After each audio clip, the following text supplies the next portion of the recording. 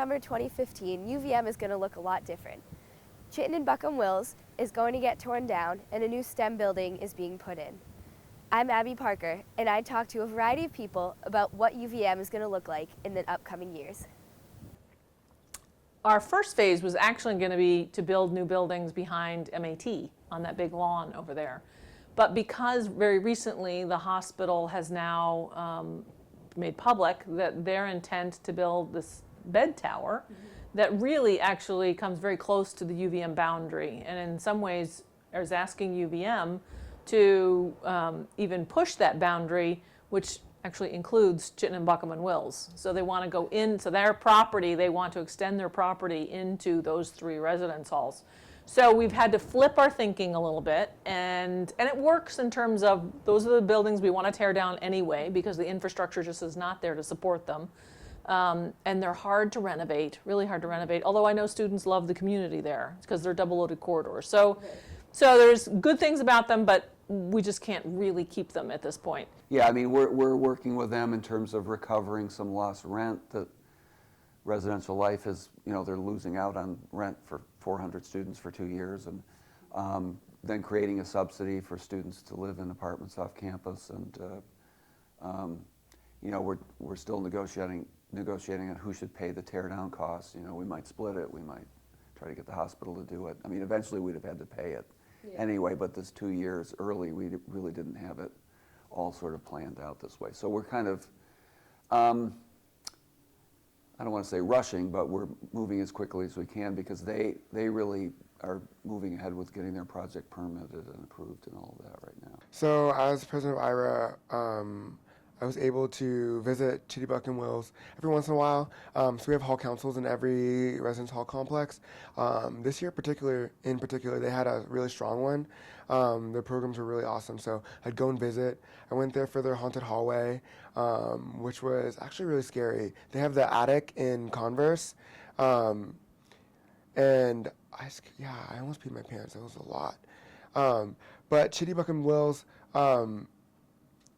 didn't really have room for activities, so they would have a lot of their activities outdoors or just in their pool room, and very many people couldn't fit in there. I went there for a Mario Kart Just Dance 2 night. I won a Just Dance 2. I'm really good at it secretly. But other than that, yeah, they didn't have a lot of space to do things, so I'm kind of happy the building's going to be knocked down. Yeah.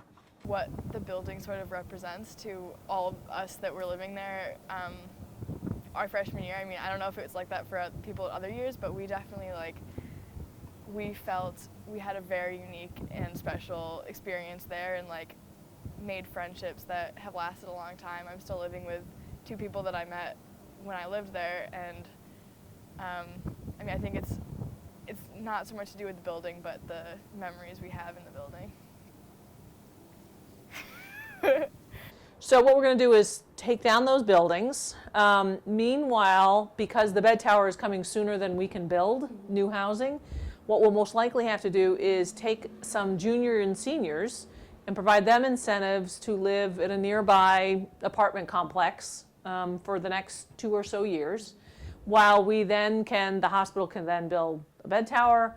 We would then invest in new residence halls on that same quad, in that same area, and the STEM project is built. So all of the construction can happen kind of more simultaneously, but we do need to alleviate the number of beds or the number of students in the campus housing right now by asking our juniors and seniors to live in a nearby apartment complex. That's, you know, we need to entice some students to not live on campus for a couple of years, but also not go downtown because the mayor has some issues there. So we're going to try to create some subsidized apartment housing like at Quarry Hill and places like that for a couple of years. So I heard, actually was in an SGA cabinet meeting last year about the housing master plan and that CBW was going to be knocked down, and it made sense. They're the smallest residence halls on campus. People really don't like it there. It's close to classes, which is really cool, but the space doesn't really work for people. And there's not really room for community. They don't have common rooms or spaces where people can hang out, and I think that's what, other than just having a new building, I think that's the thing that prompted it. Yeah. Anytime there's construction, I think there's a good and the bad of that, right? The bad is, the campus looks a little a mess a little bit, but we're pretty good at confining that and building a nice fence around it so it's safe as well as looks a little clean for a construction project. The good is you never want to see a campus that is stalled out. You never want to take a tour of a campus that isn't doing something new or building something that shows that we're innovative and moving to the next step and meeting students' needs and staying on top of that. So actually there's a pro and a con to both to that issue. The takedown's going to be expensive because, all the floor tiles are that vinyl asbestos tile, and it's perfectly safe as long as you don't chop it up. But when you're taking it down, you've got a big issue. So we've got a lot of that stuff going on. We can do this, but this is why I really like the timing of the construction of the hospital, the STEM project, and perhaps new halls right there, because then you take that whole area and you just kind of beat up on it a little bit, and all at once, rather than trying to phase something in. The only caveat to that will be, it'll certainly be rough on Converse, but you know what? Not as much as we think, because as again, the hospital just recently completed their renovation. That new part of the hospital was built, which literally wrapped itself around the back of Converse. Right. So Converse residents lived through that. I think they'll be able to live through another construction piece that's even further away from them. Excuse me, we probably will keep Converse open and create a subsidized situation there too for the inconvenience that students might cause. We're actually thinking about just making Converse all singles.